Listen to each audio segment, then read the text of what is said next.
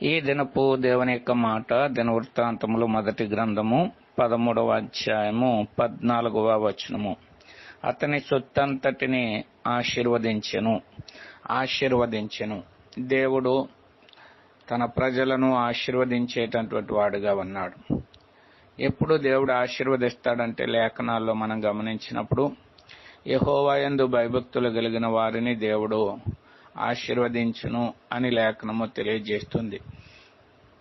దేవుని యొక్క మాట గనక మనం శ్రద్ధగా వింటే, ఆయన ఆజ్ఞలను మనము గాయకొని వాటి ప్రకారంగా మనం జీవించగలిగితే దేవుడు మనల్ని సంపూర్ణంగా ఆశీర్వదించేవాడు ఉంటాడు. అందుకని అబ్రహాం విషయమే కూడా దేవుడు రాసిన మాట, దేవుడు అబ్రహామును అన్ని విషయములలో ఆశీర్వదించినని వ్రాయబడవను.